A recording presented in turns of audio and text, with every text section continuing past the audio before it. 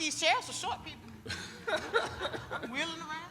We already having it. See, we're used to existing in the online sphere. You know what I'm saying? Out of the comfort of our own homes. Now y'all got us on stage talking to you. So hope this is worth it for us. All right, what's going on there, everybody? Good morning to you. I feel, hey, what's going on, man? See, like I got like I'm fans of so many of you who are in the audience, and I'm a fan of all y'all for showing up at like what 9 o'clock in the morning for this session. So I appreciate y'all. After the rooftop. After the rooftop. After the rooftop. Yeah. There it is. Yeah. All right, so I am Anthony D. Mays. I'm going to be the moderator for this panel. We're going to get into it. What's going on, sis? So, look, and I'm also holding my phone because I'm on Twitter Spaces right now because, like a true social media influencer, we just do everything different. Like, that's just what it is. This is our Real Talk panel. Real Talk is a series of conversations held all over the nation and was the brainchild of Portia Kibble-Smith, my favorite tech auntie. Go ahead and raise your hand, auntie. Clap it up. OG. A true OG in tech, that's right. And I'm happy to say that we are brought to you on the stage by Karat and the Brilliant Black Minds program. If you don't know about Brilliant Black Minds, if you're a black software engineer in the US, you get free mock technical assessments right now, unlimited, 24/7, anytime you need it. I don't know if any of y'all have ever done coding interviews, but that stuff is rough. Very. So, and you need practice. Like, we talking about practice. That's for real, for real. Definitely.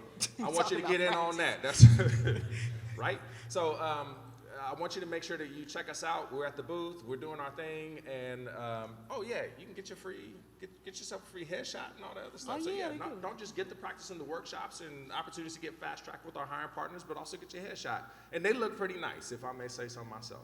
The hardest thing is going to be picking one. Yeah. It'll be hard to pick one. So that's what we're doing. That's what we're here to do. And y'all are in Brilliant Black Minds, right? Yes. Absolutely. Yeah. All right, have you been enjoying it so far? So far, so good. That's how I got my first job. Hey, that's what I'm talking about. Yeah. Hey, give it up for sis. Getting the first job. Yeah. That's dap-worthy. So real quick, I'm a software engineer of 22 years. So I'm not a born social media influencer. I'm a software engineer. That's what I do. I write code, mostly front end, the JavaScript, TypeScript, React, all that stuff, Svelte kit. And I spent 8 years at Google. The story of my journey from Compton to Google was in a BuzzFeed documentary some years ago. Maybe some of y'all seen it. Maybe none of y'all seen it. I don't really know. It is what it is. We put stuff out there all the time, and who knows who watches this stuff. And so did that, and I left Google last year to do my own thing because I want to help y'all get the level up. And so I turned into a career coach, interview coach, and just trying to get out here in these streets and help the next person light the way for the next generation of technologists. So that's the goal. And so I've got my distinguished panelists up here. I'm going to let them introduce themselves as we jump into the questions, but I don't want to take too much time off the clock here. So I want to start with Katrina. Katrina, hi, how are you? I am great. How are you? I'm doing fantastic. How are y'all? It's early. You got your coffee? You got your water? If you were out late, do you have your Gatorade? There you go. All right, I'm just checking. All right. So, Katrina, I wanted to ask you this. I think it's, as someone who, I made sure to pick people for this panel who were an influence on me personally. Oh, that's nice. I didn't know that. Yeah, no, that's why I did sweet. that. Okay. And I think there's a temptation to think of influencers as like these big name celebrities and people who are household names online. But I see your influence and I feel your influence in distinct and special ways. And I just wanted to ask you, what are you about and what is your message about and who are you trying to reach? Okay. First, I'm going to do a quick introduction with my question. I'm Katrina Tucker. I am a senior engineer for a Big Four accounting firm, KPMG, and this is my third career. So first, I practiced law, where I did estate work and things like that. Then I was a tax law analyst for the government, and now I am a software engineer. So my message is simple. If you want to change, you can do it, right? So many people think that the prior experience that they have doesn't translate well, or I've been doing this for so long, I want to get into tech, but I don't think I could do it. People tend to say, I've just been a blank, right? You're not just anything. You come to your job with all of your experiences and all the knowledge you've accumulated over time. So for me, the message is, just because you haven't done it before doesn't mean you can't do it now. And so many people I talk to come from non-traditional backgrounds and things like that. And so they worry that they can't transition into tech, but as the saying goes, I don't know who said it, but if they have a website, they're a tech company, right? So you don't have to work for a big, you know, fancy people like Anthony worked at Google, right? But you don't have to work. That fancy now. You don't have to work at a place like that, right? You can bring all of your experience and all your talents to a company who needs web development or whatever type of technological assistance they may need. So my message is to encourage anyone, if you want to get into tech and you're willing to work hard, do it. You bring all of the skills you have from all of your life experiences, and they all will be helpful to you in your next step of your career. Yeah, does that resonate with anybody here? For real? Yeah. You know, and I think that is, you're right, that's so important, and I think that there are a lot of people who are career transitional. I especially saw this towards the end of the pandemic, of people who were coming into the workforce from a lot of different places. Like, I used to fry fries, I used to do burgers, I used to, you know, work in auto, you know, I used to work for airlines, and now I want to come into this thing tech, and I think it was people like you that I got to meet who were just like, okay, you're really doing the thing in preaching the If message. you used to do burgers and fries, how many people use Uber Eats? How many people use the Right. McDonald's app? Ask them if they need an engineer, right? You know all about the burgers and fries at that Exactly point, right? that. So you can help them. They don't have to teach you context. So that you bring those skills with you. Yeah. So I definitely, usually at the end of a panel, we go over social media handles, but y'all gotta follow Tucker Tech on Twitter. Like, do it right now. Like, you may as well go ahead and, like, it's Tucker okay. Tech 901, because I'm from the M, I'm from Memphis. If y'all don't know, Maine, I'm from Memphis. There you go. So it's Tucker Tech 901. 901 on Yeah. Twitter. Make sure to follow. And, you know, you have an article pinned at the very top of your profile, which is excellent. I had the opportunity to read and check it out. Y'all should definitely check that out, too. Yeah.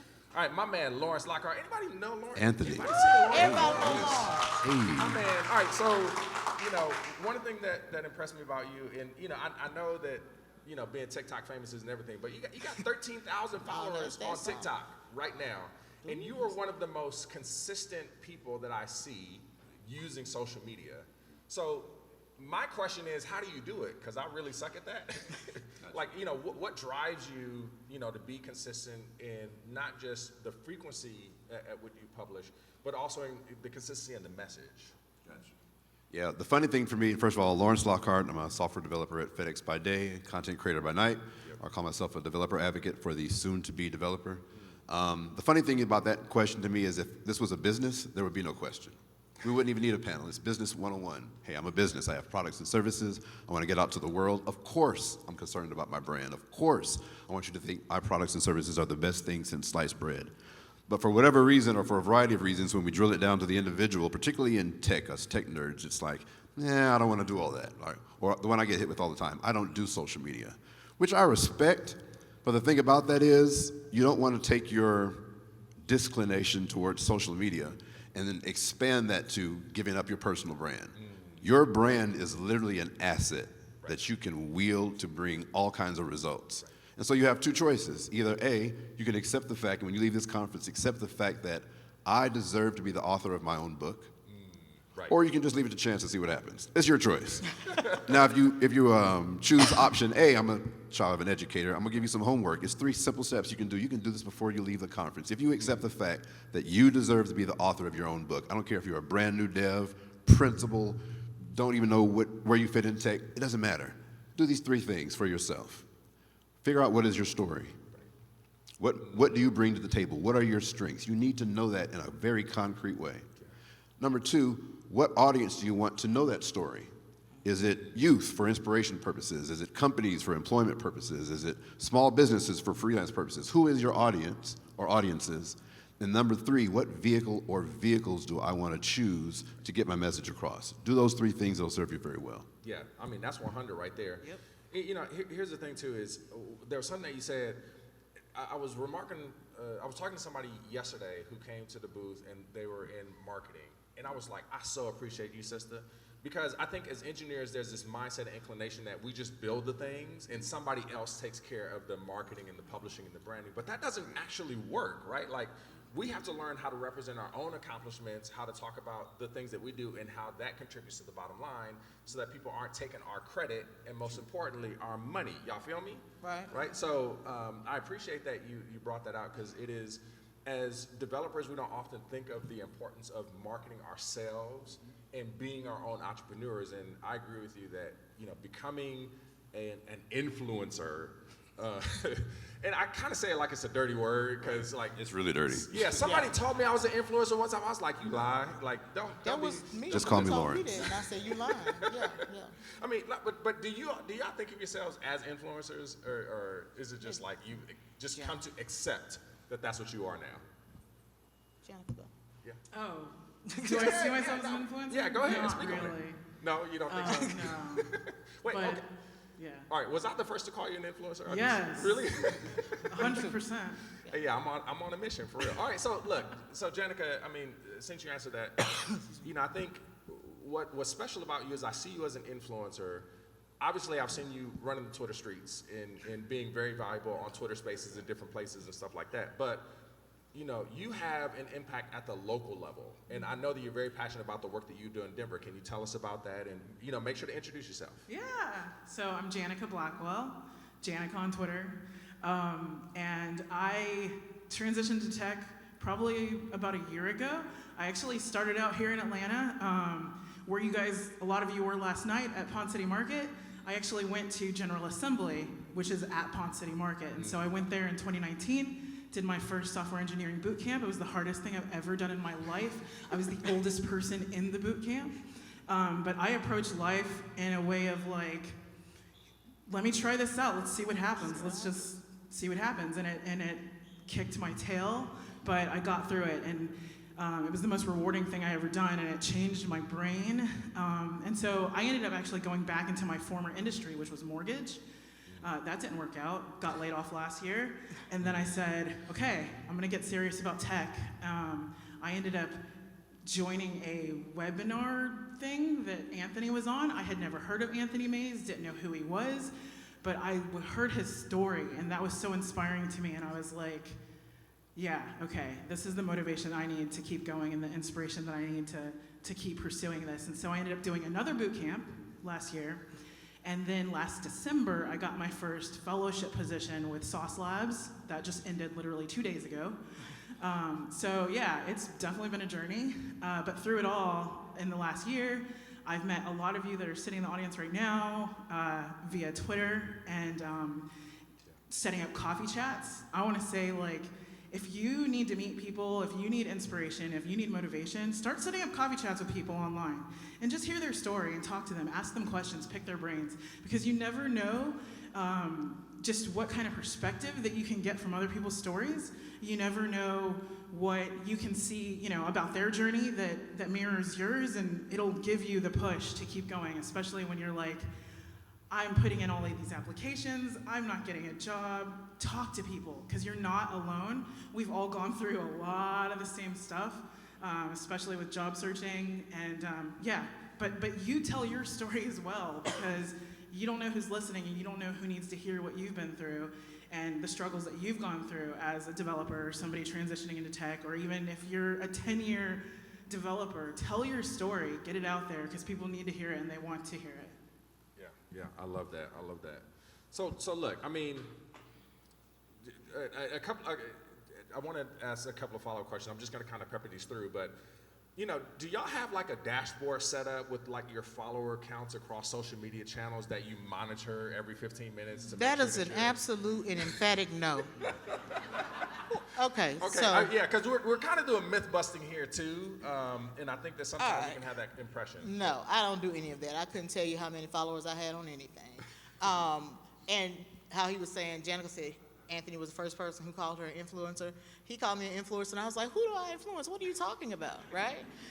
Because I don't, people pick different mediums, right? Yeah. Anthony does a lot of spaces. He does YouTube information. Lawrence is the TikTok king. You won't find me on any of those things, right? I'm more of a writer by trade, so I write on hash nodes, I write blogs, I do things like that. I'm much better in sort of smaller settings, and I'm weird about being on video, which is weird because I'm here. But, so in order to influence people and put your story out, you don't necessarily have to become a YouTube star, right? You don't have to become a person who has whatever, 100,000 followers or whatever. You can influence people in a way that's authentic to you. And so for me, I much rather gather my thoughts, write a blog, and put it out there, and you can get the information on your own time. And the very first time I wrote a blog, it wasn't even with the it wasn't even about tech per se. It was when all the layoffs started happening, right? And when I was part of 100 devs, shout out 100 devs. 100 devs. Y'all in here? Who's 100 devs? I know y'all in here. 100 They're devs. everywhere. They have to be in And here. when we first started 100 devs, like the market was popping, right? People were getting interviews and everybody was in your inbox and you were like, I don't even know enough yet to be doing interviews. And then the layoffs started and everybody started freaking out, right? Oh no, we missed the window. We missed the window. We're not gonna be able to get a job. And because I'm a seasoned person, I've been through bad economic times before. And so the first article I wrote was like, hey, treat it like the off season, right? This is the time where you get your Exactly reps that. in. This is the time where you get your skills together because these things are cyclical, right? And so when it comes back up, you'll be undeniable. So it wasn't about tech per se. It was more just trying to encourage people and say, you know, trouble don't last always, as they say. And so from there, then I did start writing more about technical things, but it was never my intent to say, okay, I'm gonna start my brand or anything like that. It was just reaching out to people because I had been through really bad economic times before and I knew how difficult it was to try to find a job. And I tried to give advice that would, so you don't make the mistakes I did the first time, which was freaking out, right? And just take that time to, you know, hone your skills and get better and learn and meet people. And one quick piece of advice I tell everyone, particularly if you're a transitioner, everybody listening, you got your attention? I'm ready. Get ready to tweet this. Do not wait until you need a job to network. Right, exactly that. Start in the beginning. You're a transitioner. You don't know. The Hey, one Angie. person who's like, yeah, I feel that. I feel that in my soul. Angie, right? And so don't wait. You don't know, you know, if you were like me, you don't know anything about tech. I didn't know what jobs were available. I didn't know anything. So I think I talked to Lawrence like maybe April. I wasn't ready for anyone's interview, but I just wanted to learn. And so I just talked to different people. Networking essentially is about meeting people, as Leon from 100 Dev says, making a friend, right? You're just learning about the industry, learning about what that person does, learning about their story, and hopefully you can take bits and pieces and help you pull together your journey. But don't wait until you need a job, because what will happen is you'll come off desperate, one, and two, you'll get frustrated because they don't know you. They're not going to give you a referral. They don't know you, right? So start early. Start learning about the potential jobs you may want to be, the different fields in tech, because tech is such a vast domain. And so start early, especially, like I said, if you're a transitioner, you don't really know anyone, just start talking to people and meeting them. Yeah, and y'all got to make sure to ask Katrina about her specific journey with this recent role at KPMG and how she got that job and how that interview went, because I think it was just a masterclass in using your network and your brand in the right way. Yeah. After. Yeah, but wait, don't steal it here because I'm gonna get that on a TikTok. I've already got he it got signed first up. dibs on his TikTok for that story. There it is. Yeah. There it is. So look, yeah, that's the other influencer life. Scheduling content is a nightmare.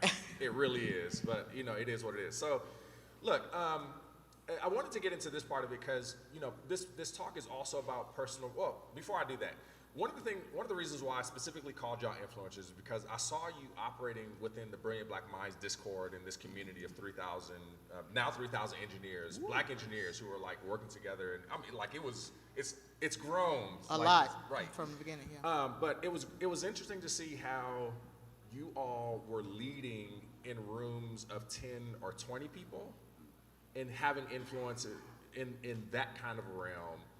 And I think a lot of people think about influence in terms of, again, numbers and big audience sizes, when in reality, it's just leadership and networking at a different scale, if that makes sense. And so it's just one of those things I appreciate about y'all. But, you know, as we talk about personal branding, because part of this talk is about personal branding and within the professional context, right? So we're not out here being fitness models and this and that and the other. Like, I mean, this is, right? I mean, I guess I could try. I mean, whatever. I'll sell a weight loss drug or something. Like, I just, look at me, you know. But I'm going to use AI to generate a fat version of me and then be like, look at. Before and after. Yeah, Go with it. Ideas. But, but look, there's, you know, we talk about personal branding. I feel like there's a lot of misconceptions about what personal branding is about. And I just, for the panel, generally speaking, what's a misconception that maybe annoys you about what personal branding is, and how do you think about it differently? I think people are scared to quote unquote market themselves and sell yourselves, but literally that's what you have to do. That's what you have to do. You have to make yourself stand out. Like, you have to quote unquote sell yourself, but it doesn't have to be, you know, salesy, and you're not you're pushing yourself on them. You're not pushing a product on them, but you know, you're making yourself stand out. You're showing potential employers, hey, this is what I can do, this is what I have done, this is the value that I offer you. If you're not showing them the value that they offer you, what good are you to them? You know, so, you know, I think personal branding is selling yourself, but it doesn't have to be gimmicky or cheesy. It's literally, you know, you being authentic to yourself, which in turn makes you stand out, right? Being true to yourself, telling your stories, because your experience is so unique to you and the things that you've gone through and what brought you to, you know, wanting to join this company. That's what makes you unique to you, and that's what makes you valuable to them. So showcasing that in the best way possible is branding yourself. And yeah, you are marketing yourself, but it's like the best, most authentic version of yourself possible. Yeah. I love that. Lawrence, you got something to add on that? I would say some of the best personal branding you can ever do is just being consistent with your word. Yeah. Because like I gave you guys the homework earlier, figure out your story, figure out your audience, figure out your vehicles. So now you've put a story about there. Here, this is who I am. This is Lawrence. But the bonus points is when you show up in person and your behaviors match that, you go from just being a brand to a trusted brand. Mm-hmm. When you're a trusted brand and people can rely on you to be a certain thing consistently, that's when they're willing to invest in you. Be it relationships, job opportunities, being flown out to conferences, things just start opening up. You have to be a trusted brand, so that's what it is to me. Yeah, absolutely. Yeah, I agree with that. And you know, for me, one of the things that I think about when it comes to personal branding, one of the things that is really hard for me personally is I don't like to be a braggart. I don't like to be puffed up with pride, and it's a real temptation for me. And I think that I don't like talking about the stuff that I do and the stuff that I accomplish very much. And I feel like there's a lot more that I accomplish than I tell on my resume, in performance review conversations, on social media. And I feel like social media helps me to document and log objectively the things that I've accomplished in a way that's publicly visible, because that part is important. And I think I've talked to a lot of people who are very nervous about, like, well, you know, I don't feel like I'm all that in a bag of chips. I don't feel like I'm on your level. I'm like, you don't need to be on my level for whatever that means. What you need to do is stick to the facts. You have done amazing, extraordinary, incredible things. All I'm asking you to do is to make that public, is to bring other people into that journey with you. And a lot of you, like, how many of you, do you feel like your story is amazing? Like, when you think about your own journey, your own life, do you feel like, just like, dang, that's incredible and inspirational? Like, do you see your own story that way? It was amazing to me, but I'm always flabbergasted when it's amazing to anybody else. I just know what I went through. Right, it wasn't right. fun. Yeah. I mean, it wasn't a rose petal story at all. It was ugly, and late nights and early mornings and missing sleep. So getting through that was amazing. But to anybody else, it's like, oh, the old guy's in tech, so what? I didn't feel like it was at first until my sister said something to me after I got my job, and my nickname is Beanie. And she said, Beanie, do you know how many people say they want to change their life and do something different, and that's all they do is say it? Right. She was like, you literally told us, oh, I'm going to be a software engineer, and 15 months later you were. Right. She was like, that's amazing. People say they want to change their lives all the time, and I never thought of it that way. For me, I was just like, oh, I'm going to get a different job, right? Right. Like, exactly. oh, what do I need to know for this job? Okay, I'm going to study for that, right, kind of thing. And she was like, you made a complete change, and people say that all the time. And so that's when I realized, okay, maybe I should tell that story to people, right? Because people do want to change their lives any kind of way for the better, significantly more money, more flexibility to spend time with your family. And so that's when I started saying, okay, I think that does resonate with a lot of people, because a lot of people do want to make a change and they don't always know how to go about it. And so I didn't think it was amazing until my sister said that to me.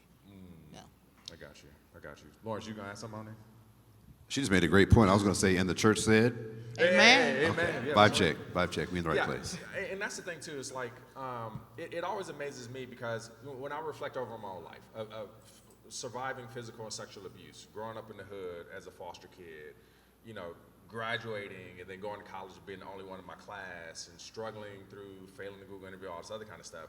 Like, I lived through all of that, and it ain't nothing for me because I lived it. It's like I mean, that's just another day in the life of Anthony D. Mays. And back in 2013, when absolutely nobody knew what my name was, right? It was just like, whatever. But then I joined Google, and then all of a sudden people were just like, oh, yeah, like, who is this Anthony dude, blah, blah, blah. And it's just like, I was the same person before I got to Google that I was afterwards. Like, Google didn't change me, Google didn't make me. It did give me a platform to begin to share parts of my life that up to that point, not a lot of people knew. And I think that it was, I always thank God for the opportunity that I had at Google to borrow their platform and their attention so that I could build my own and reach the people that I was trying to reach. And one of the things that I talk to people, like, a lot of you want to get into tech and get the bag, and I totally get that. But I think what's more important is building your network and building your brand in such a way that the legacy and impact that you leave outlasts however long you're at that company. Because I don't know about you, but these jobs aren't forever. If there's anything that we've learned over the last couple of years, is these jobs are not forever. And being able to get what you need out of it beyond just the paycheck is important. And I feel like developing your personal brand, developing your influence, whatever your sphere of influence is important. You know, we're winding down here, and so just with the last few minutes that we have, I wanted to ask you all about investments. What kind of investments have you made in building your platform and building your influence? I'm talking like, you know, equipment, messaging, time, you name it. Like, what kind of investments have y'all made? So I want to be real clear. My vice president of finance, who's also the chairman of the board, better known as my wife, Joy, she has not approved the Shure mic or the Mac, the Elgato lights. I don't have any of that. I got my iPhone, my laptop, and that little mobile tripod y'all saw me with. That's it. Right. So I don't invest much financially at all. Maybe it's a line item. We'll see about that. Yeah. My investment is just time and thinking. Always trying to think of the next thing. Yeah. How can I be more creative with this messaging and increase the audience? Because sometimes you feel like you're saying the same thing over and over and over again. Like, how to break into tech, Like, you go to sleep saying your own, so how can I be more creative and expand my audience? Think a lot about that, brainstorm. And then networking beyond myself. Like, you asked about the analytics. I would feel so cringe doing that because my reason for doing this isn't for me, it's for other people. Yeah. And so getting creative with the networking, just like last week, we're at Microsoft Build in Seattle. Shout out to Scott Hanselman, he's the GOAT. Anyway, I'm at a mixer, and it's all these different people, African and African-American. We're all doing this work individually. I'm just watching like, oh, she's doing this here and this here. And we're like on these little islands. And I was like, wow. And we pass by each other every now and then, like ships in the night at conferences and things. And then we go to our islands. Like, what would it be like if we took all those different pieces and just lined them up like nodes? Well, and I think about it and I brainstorm that, and how can I get that messaging out, and who do I need to touch so that Black Girls Code, who's doing amazing things with our babies, can hand those babies off to a high school organization that gets them collegiate thinking. They get in college, and they hand them off to Brilliant Black Minds, who preps them for FANG. Then they go to FANG and in the ERG, and they want to give back to all those. That's where my investment is, figuring out how to make that work, and it's hard work. Yeah, I feel you. All right, anybody else? Any investments? My investment was definitely time, not money. I am such a huge proponent of free resources. I went to 2 software engineering boot camps completely free. Ask me how later. But yeah, I am all about free resources, learning for free, going on YouTube, using all of the free resources you can to learn. The other investment I would say is relationships. Like, this is not about how many followers you can get on social media. This is about building relationships with people, because the follower count will go up and down, but when you build real relationships, that's gonna outlast a layoff, and that's gonna outlast however long the job lasts, because you'll be able to pull on those relationships later on when you really need them, and people will remember you because you actually took the time to, build something with them that wasn't fake or just for quote unquote social media purposes. So relationships, time, those have been my big investments. For me, it's time, but it's a very specific type of time.